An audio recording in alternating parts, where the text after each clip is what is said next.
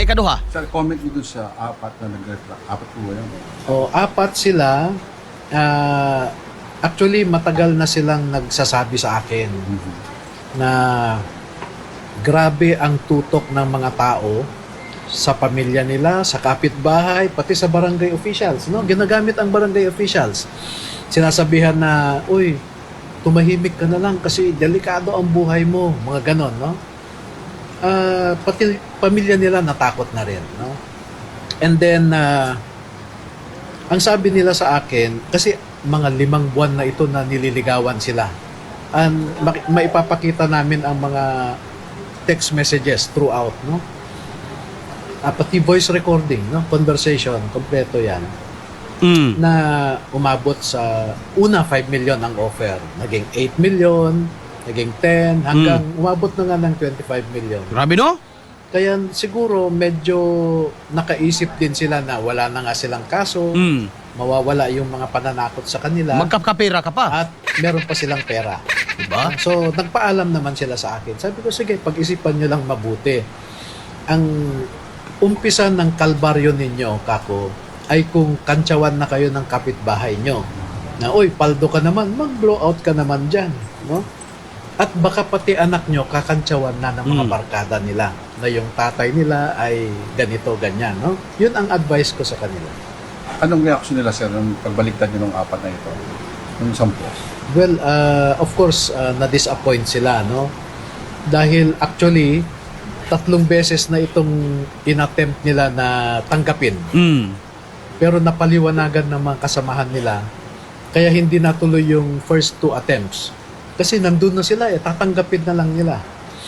Pero itong huli, siyempre aggressive na yung mga nasasaktan. So hindi na rin sila nakaiwas, no? Kasi inimbitahan lang sila sa isang lugar. So siguro hindi na rin sila nakaalis, na-offera Wala na rin. na, no? Paano pag bumalik ulit sila sa inyo, sir? Tatanggapin niyo pa ba? O ano? Well, wala na May rin ganun bang ganun? Dili na. wala na rin silang kwenta as a witness eh. Kasi pabalik-baliktad sila, no? Correct. Although yung recantation talaga is sabi nga ng Supreme Court, it is frowned upon by courts, no? Hindi pinapaniwalaan ng korte ang mga recantations. Paano sino raw itong mga naniligaw? So, klaro!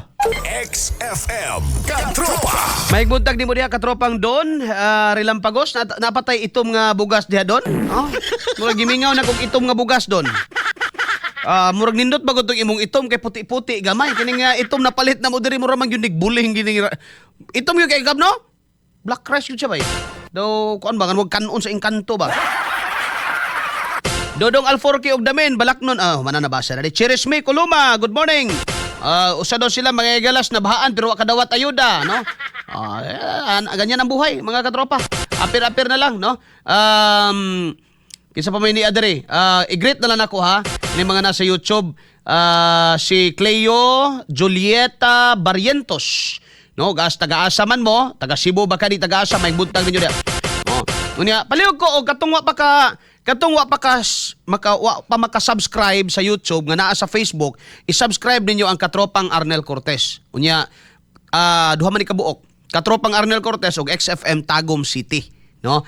O kadto pong naa sa YouTube nga wa pa maka-follow sa Facebook sa Katropang Arnel Cortez. Palihog ko og follow. May na lang mga igala no makapalit tag una sa ginamos. No?